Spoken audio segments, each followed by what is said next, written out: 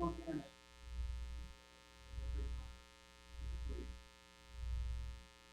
Everybody hates it. We all have comments.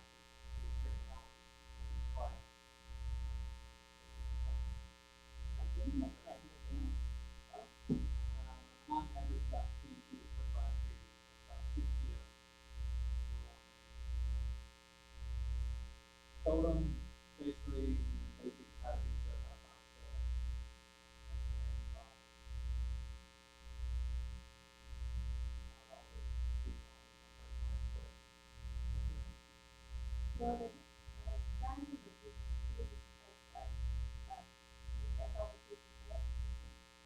No, that's it. That's all it shows to participate in the conference. So in my in-person classes, I think there's about 16. So I had about 10 online. But my e-learning class, I think is about 38.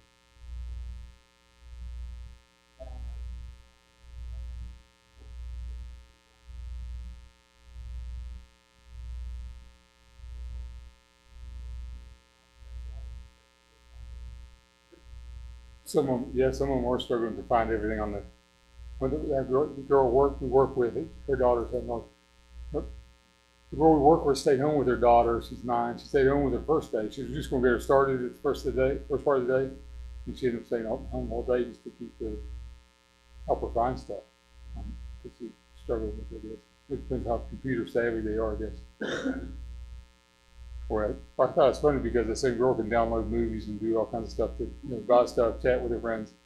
They can't find stuff, but they can find what they want to find, I guess. You're right, they can't do the basics. They can do all that other stuff that we might think is very advanced and they all they're so savvy. Yeah. They can't do the most basic computer things, like how to get to a certain website or how to properly search for something, or a lot of times how to save something properly or open a file. They can send a YouTube video. The things that are the most basic things that everybody starts with when they're learning how to do something computer related. Right. That's what they have trouble with. They can do all the bugs. Somebody might think it's some wizard with these things. Someone has to go to the bus ride and stuff, yeah. What about the world without a full bus ride? Yeah, they could do that. They can get to the school parking lot where the buses are at different places. All right, let's all sing. Page 10, Jesus Saves. Page 10. Jesus Saves. We have heard the joyful sound. Jesus saves, Jesus saves. Spread the tidings all around. Jesus saves, Jesus saves. Bear the news to every land. Climb the steeps and cross the waves. Onward 'tis our Lord's command. Jesus saves, Jesus saves. Wafted on the rolling tide. Jesus saves, Jesus saves. Till to sin is far and wide. Jesus saves, Jesus saves. Sing ye islands of the sea. Echo back ye ocean caves. Earth shall keep her jubilee. Jesus saves, Jesus saves. Last verse. Give the winds a mighty voice. Jesus saves, Jesus saves. Let the nations now rejoice. Jesus saves, Jesus saves. Shout salvation full and free. Highest hills and deepest caves. This our song of victory. Jesus saves, Jesus saves. Thank you very much. You can have a seat. Okay, let's go to the Lord in prayer. Does anybody have a spoken prayer request? Marie?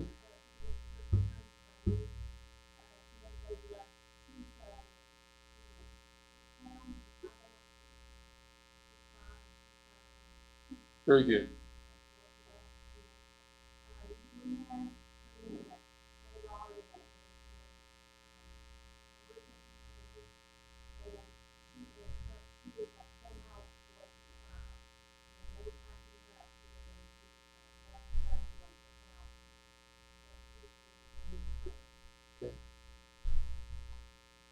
Remember Kathy?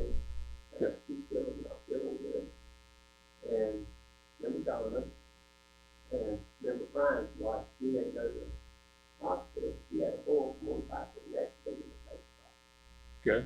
And it's going to be Mercer. And they released her yesterday. They had an overwhelming of other patients up there. Mm-hmm. And they're trying to get rid of the other patients so they wouldn't catch it. And she's going good now. They have to repack it every day. Okay. That doesn't sound good. One side of the baseball. All right.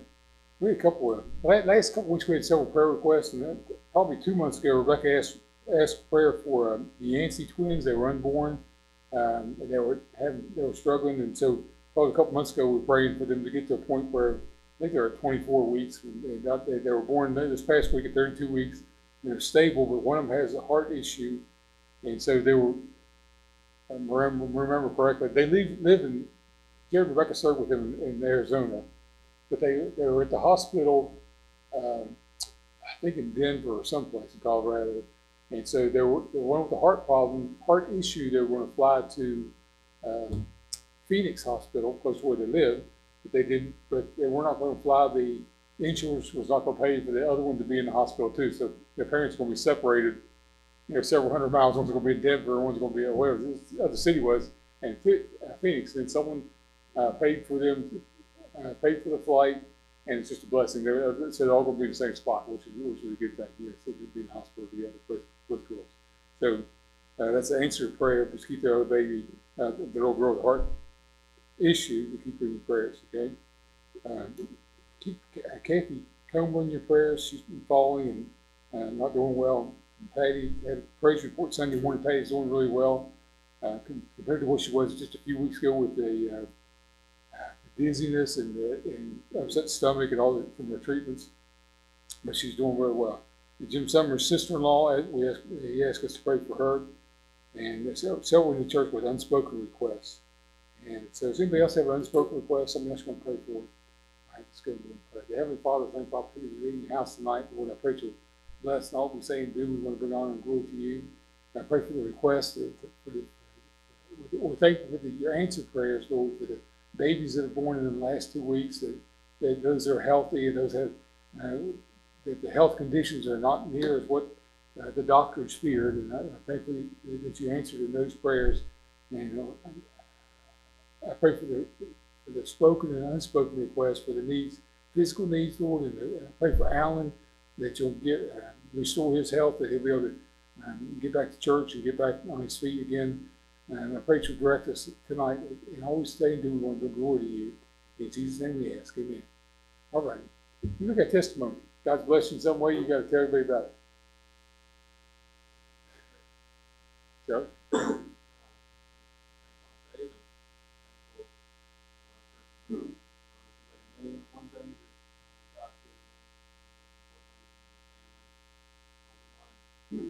Kids,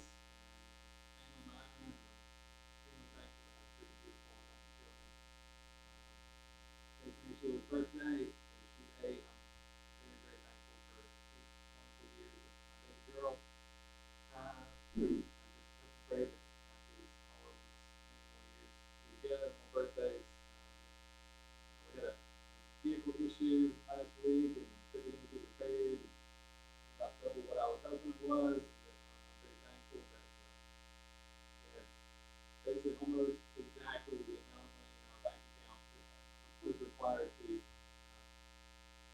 part that will be safe.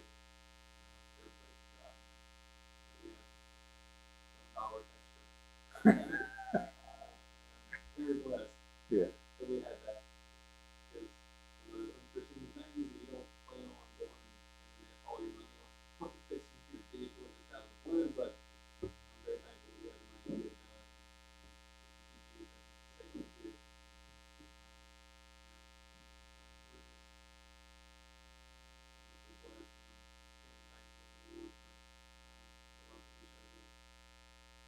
That's John. Anybody else testified?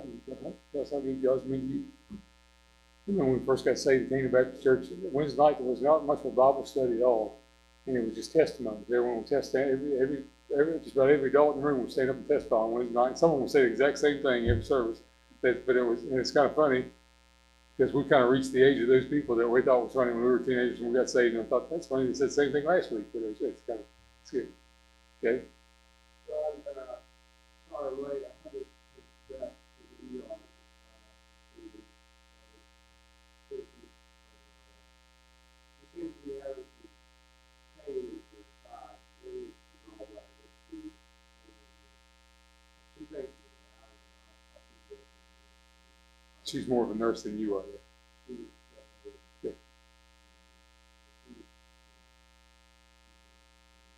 Okay. All right. Keep it up in prayer. All right. Anybody else? Open Bibles, please. Book of Nehemiah. Nehemiah, the shortest man in the Bible. Nehemiah. So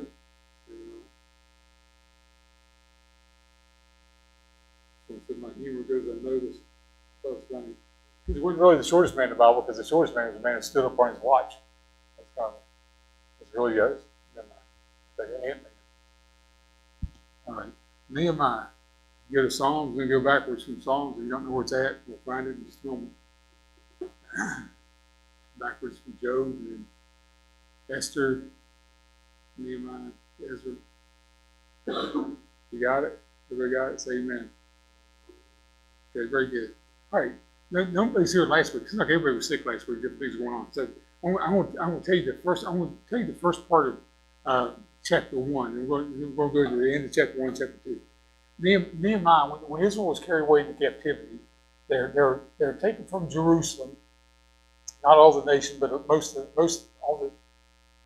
all the known people basically were taken from Jerusalem, carried several hundred miles away into Babylon, and God told them it was a judgment that He was going to bring on their nation because of their sins. They took them away, and they stayed in Babylon for 70 years, and they were under Nebuchadnezzar, the king of Babylon, and then the Babylonian Empire was overthrown by the Persian Empire, and so the next king, the second king of Persia, is sending the people back. He sent, a couple weeks ago we looked at Ezra. He sent Ezra back to Jerusalem. He said, I want you to build the temple back, the temple of God. I want you to build the temple. I want you to go into the temple and offer sacrifices to God and pray for the king and pray for his sons. So this king of Persia is a tremendous guy. But we're going to go into, in chapter 1, some of Nehemiah's family came back from Jerusalem to Shushan the palace, basically in Iraq now is where he's at. And they told him that the walls of the city were still destroyed. They were building the temple, in the process of building the temple, but it was still just, the invaders could come in and take anything they wanted. It's just, the gates were burned with fire, the walls were torn down. No, we don't have walls around our cities today, but they needed those for protection. So in chapter 1, we'll look at one verse in chapter 1. And that came to pass, verse 4.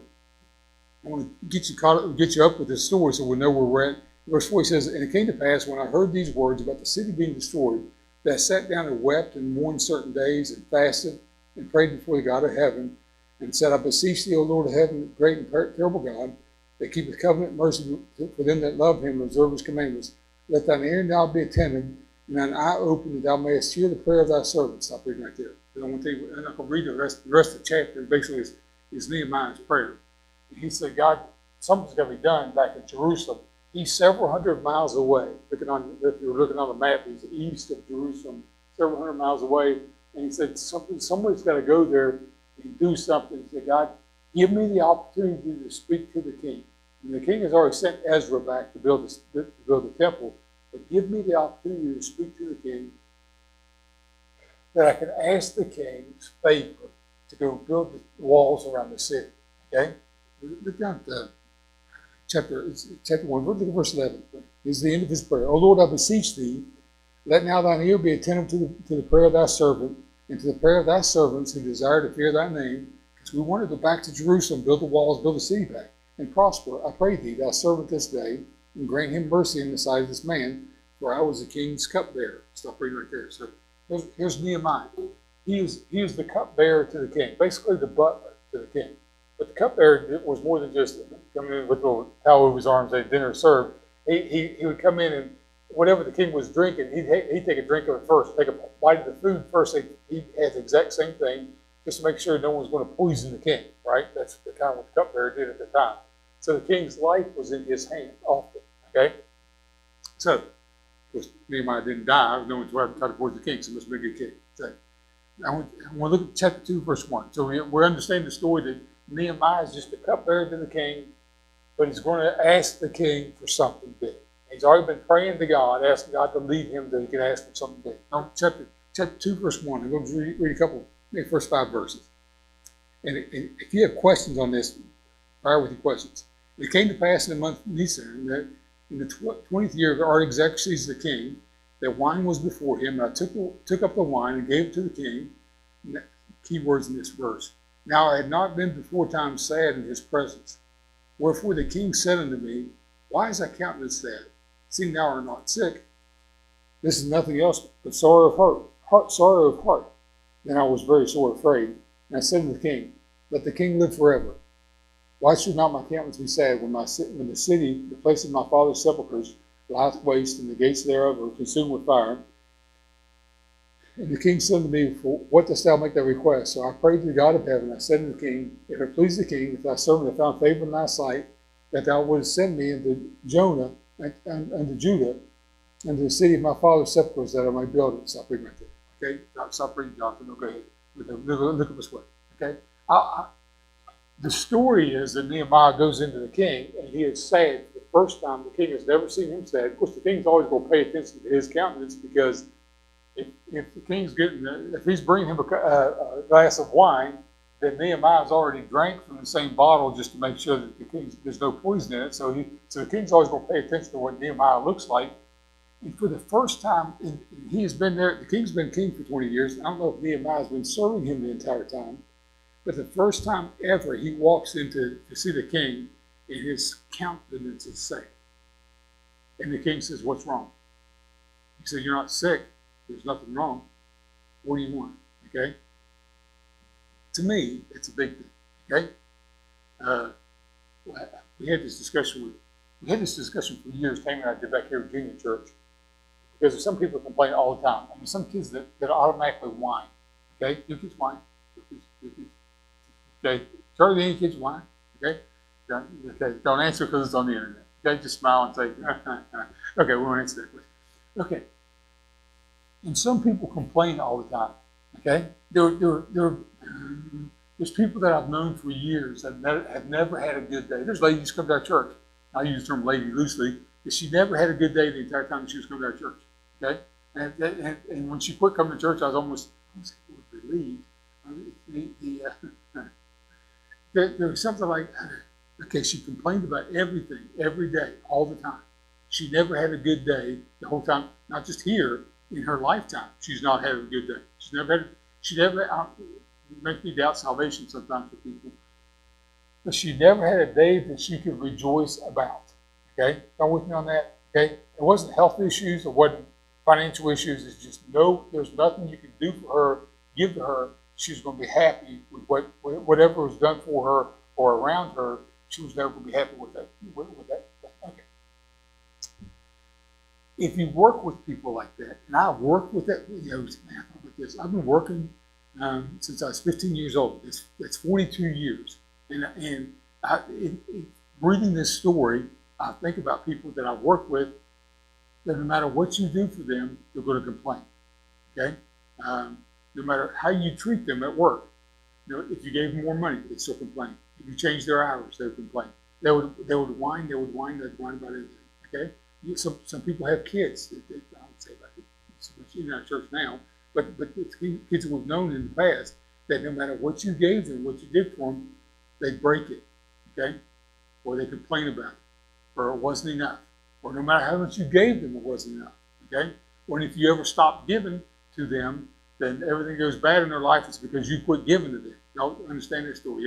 Everybody knows people like this. Okay, America has built a society around this, around giving things away for the last, I'm going to say 50 years that I've read about, that we've taken this person over here and we say, you work really hard and you'll be successful.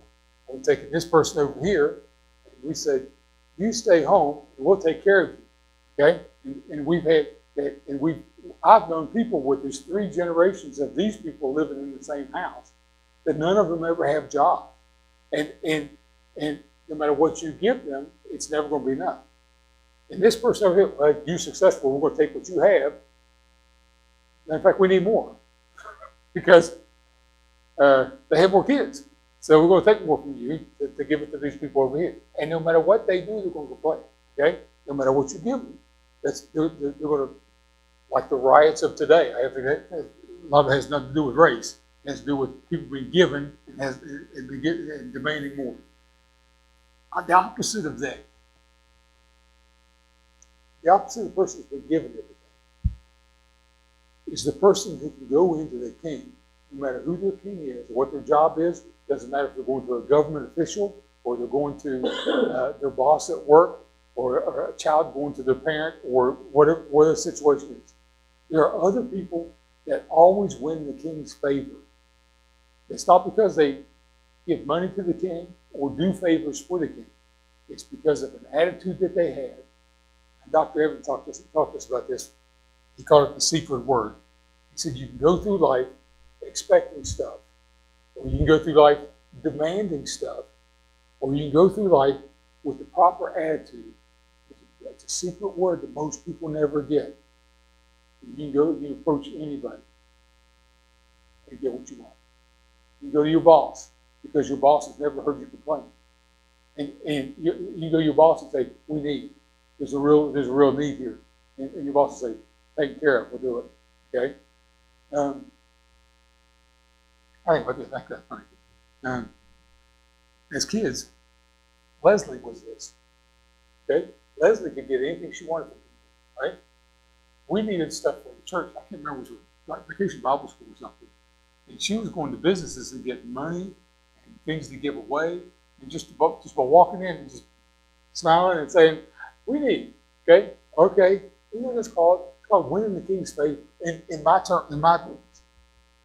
In biblical terms for it, okay? Some people never happy about what you do for them. They cannot be satisfied. These people aren't passive, but they're not sad all the time. Okay? They're not.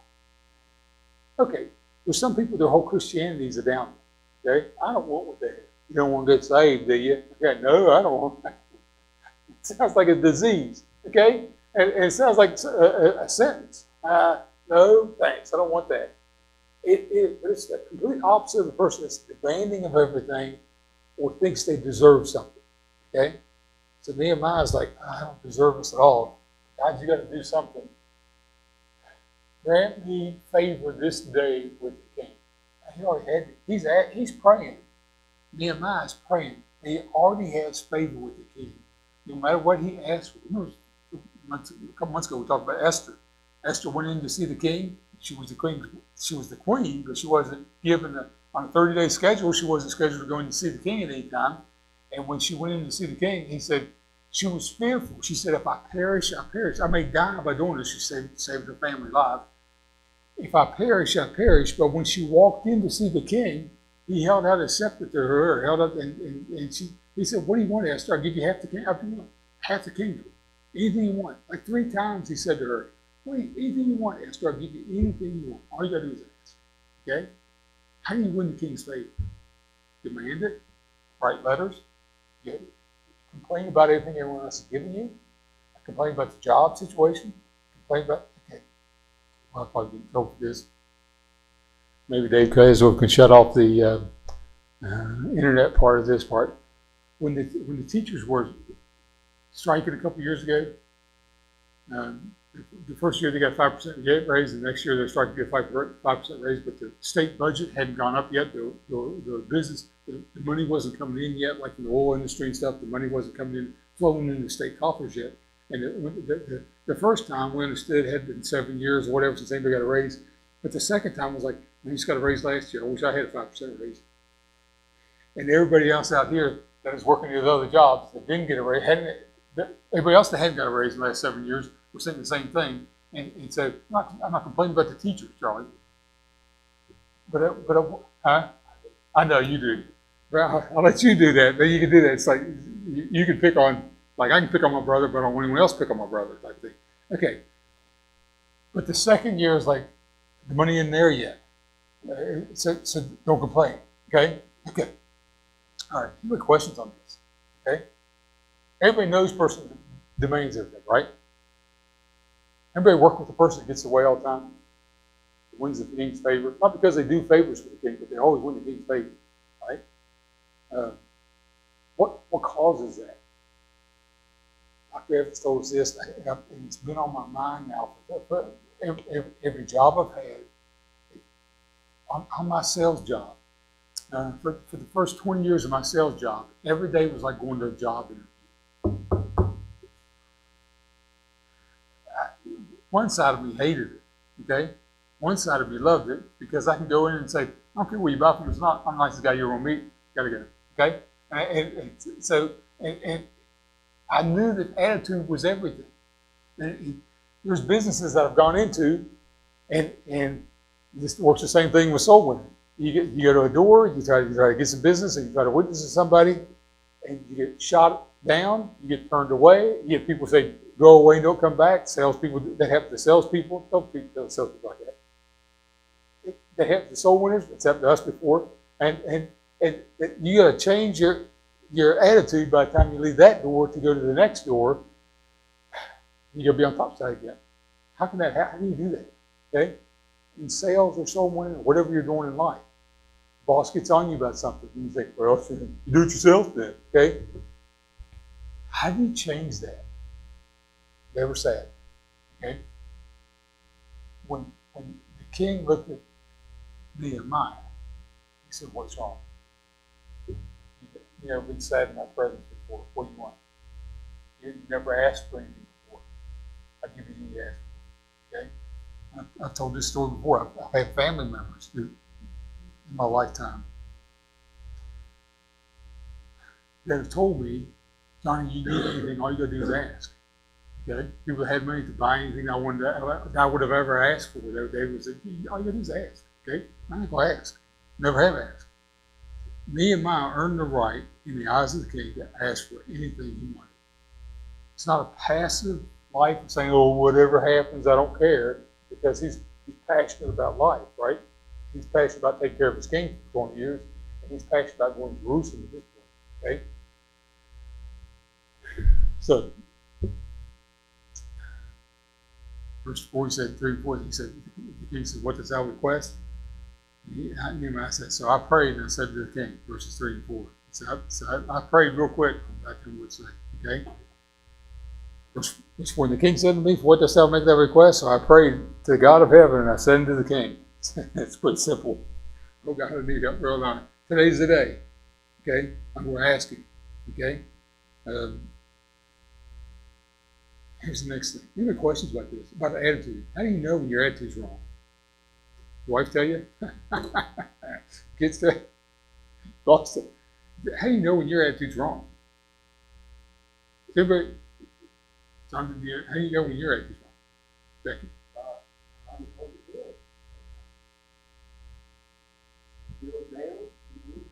Just go down the road kicking rocks. Okay? How do you know? Becky, how do you know your attitude's not right? Huh? Yeah. Not physically. Marie, how do you get Marie, how do you know if your attitude's not right? Can you tell when you're walking? I mean, can you tell when your attitude's not right? You ever tell your kids when you were teaching? Did you ever tell your kids to check the attitude at the door? Right? Will you tell your own kids? You ever tell Faith that? Never tell Justin that. Okay? Because Justin was perfect. Right? So, yeah. Because he was just like David. Never mind. Oh, it's the one who left no grass in your yard. That one. Yeah. Okay. Marlon, can you tell when your attitude's not right? You know, right? If your attitude's, Marlon, I have no idea what attitude is, but John, I'm just me. Okay. Charlie, can you tell? Do you know when you're off? When your spirit, what's the term the kids use now? When you're sending out negative vibes to other people, okay, or you're told that, okay. Nehemiah didn't do that for 20 years. If he did, it was privately. Because in his prayer life, he's praying, God, I'm worthy for this, but God, someone's going to do something. Okay?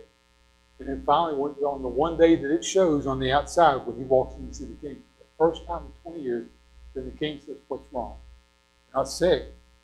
Tell me what you need. Okay? Here's the next thing. In verse 5, he said, send me to Judah. Let's read verse 5. And I said unto the king, if it please the king, and if thy servant found favor in thy sight, which he understands he already has found favor in his sight, that thou wouldst send me into Judah, into the city of my father's sepulchre, that I may build it. Okay, stop reading right there. Here's the next thing about Nehemiah. He's not the kid. He's not the person with the bad attitude. You owe me this. He's not the person with the attitude that I'm never going to be happy. He's this person. This person's got this right attitude all the time.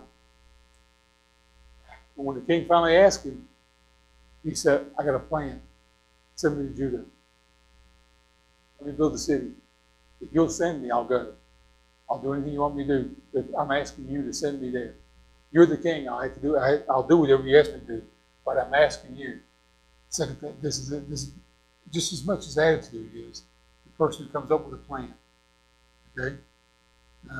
When the pandemic started back in March, whenever it hit around, it got big in the news, everything's supposed to shut down.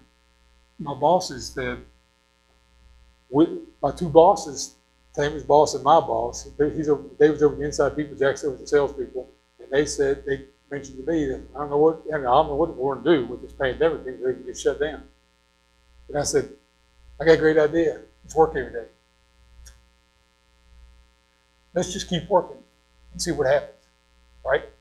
I mean, just keep bailing water out of the boat before it goes under, right? And so, just the idea of saying, yeah, we'll be fine. I had no idea.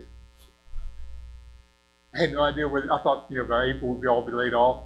And if we'd have shut our doors in March, we would have no customers now. At all. The way our business is built around service. If we'd have shut the doors in, we wouldn't have nothing to come back to except the empty building.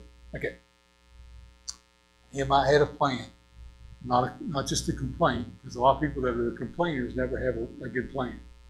But the people with the right attitude can come up with, hey, let's do this. Okay? I don't know if it's going to work or not. Let's do this. And Nehemiah said, if you'll send me, he's not afraid to go to work. If you will send me, I will work. I will build the city. I will build the walls around the city. Okay? Any questions?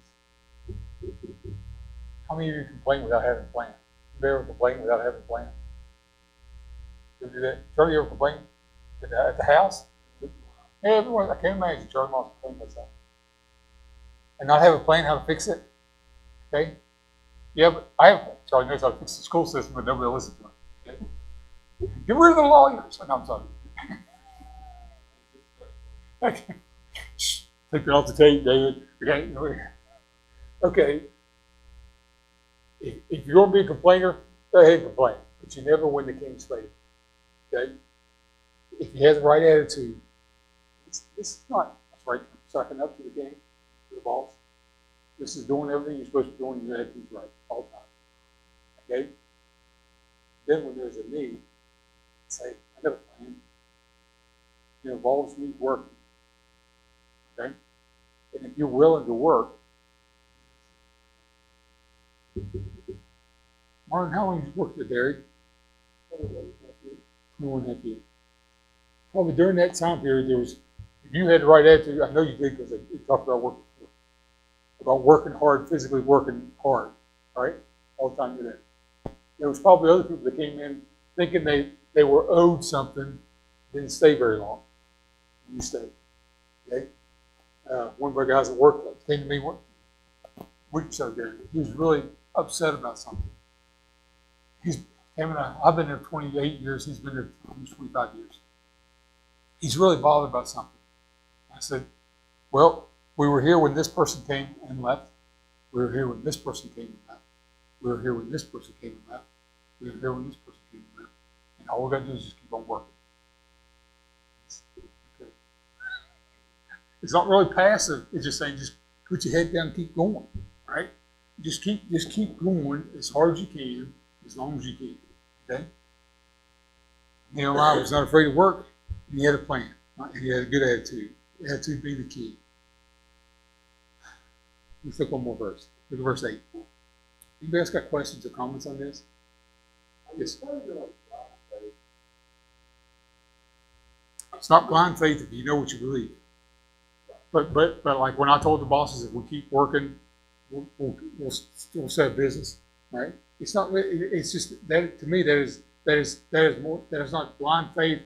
That is a plan of saying, okay, I'm going to keep going, okay, right? So it's not saying I know everything's going to turn out all right. I mean, some Christians will say every Christian's going to come out on top all the time. Well, John the Baptist came out on top of a platter, his head chopped off. So it doesn't really. That's not exactly true. That everything's perfect all the time. But it's the idea of saying, I'll do everything I'm supposed to do. Okay? Does that answer your questions? Yeah. Okay. But we got.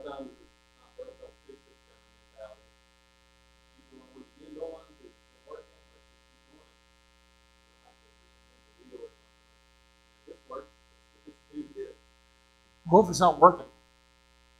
What if it's not? Can Nehemiah could have said, when his cousins came back to him, whoever it was, came back to him and said, Jerusalem was destroyed. He said, well, I got a cushy job here in the palace. I ain't worried about that place. He couldn't settle for that, right? And there is things that are working should be fixed, right? Okay.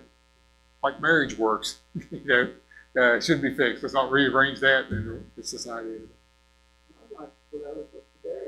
I go give a boy a break. He never got up and go back. He can't quit. Right. Lee and Denise Hayes, when they came to this church, he still works with West Virginia Paving. Good guy. When they were here, how long ago that was? 10 years ago. He said, do anybody needs a job? I don't know. He said, we're hiring $20 an hour right now. He said, but most guys, you take them out there on the street that's never worked before. These kids are used to texting all day. They play on their phones all day long. And you give them a sign to hold and go out there and stand on the road. You give them $20 an hour, 12 hours a day. They won't come back on day two. And they won't. I'm like, man, I made $20 an hour until I was 40 years old.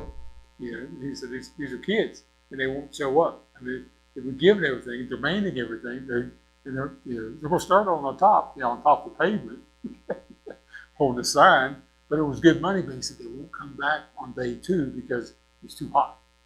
It's July, August. It was. I will say that it's not an easy job to do, but right. It's really good money if you don't get nothing else. Yeah. But it's not an easy job. When you drive by those guys, you think, hey, that guy's just standing there. Yeah. It's 140 degrees where he's standing out there on that blacktop. Right? But I understand that, but it's like they're all used to the phones, and no one's used to working. Okay? That's like when I started working, I got paid about $50. Yeah, I made $2 an hour. I think I gave them a big start. Okay. Any other comments on this? Attitude. You know when your attitude's right and wrong? You know you can't ask for anything. Let's go back to prayer too. If your attitude's wrong in prayer, Yeah, it is. Okay? If you bring, Jesus said, you bring your gift to the altar and there remember that thy brother has aught against thee, you got to go back and make it right. Leave thy gift at the altar. You got to go back and make things right with your brother. Then you come back. You can't pray about what you want to pray about if things aren't right. If this situation's not right between you and someone else, you can't go to God on and pray. He's going to remind you that you need to get right with somebody else first, and you can come back to him. Okay? It's the same. It's all the same thing. When the king's favor, what else do you want me to do? You come up with a plan, I'm in. Okay? Okay. One more verse, verse 8. I think we read this one. And a letter, verse 8. Great verse. Okay, the king writes a letter. Okay, verse 7. Moreover, I said unto the king, if it please the king, let letters be given me to the governors beyond the river, that they may convey me over till I come to Judah. And a letter to Asaph, the keeper of the king's forest, that he may give me timber to make beams for the gates of the palace which appertaineth to the house, and for the walls of the city, and for the house that I shall enter into. He said, I need timber. Give me a letter to pick up timber on the way. And the king granted me according to the good hand of my God upon me. Okay? Stop there. That's the last part of the verse. Nehemiah gives all the glory to God. He had the right attitude to go to the king. But then he said, King, I need a letter. I need safe passage going over there, and I need material when I get there. And the king wrote him like writing a blank check, whatever you need. Okay? Go build the wall. He did, and he will. We'll read about him building. Okay? Any more comments and questions? What's the secret word? What's the secret word? Attitude. Very good. That's the one part. Let's pray. Thank you, Lord, for loving us. Thank you for the truth you've given us in your word. Help us to have right attitude in our heart, show it on our face to those around us. Not just the kings and those who are authority over us, but towards our family. And we'll lead our family in the right direction. Please use us for your glory. In Jesus' name we ask. Amen. Thanks for coming out.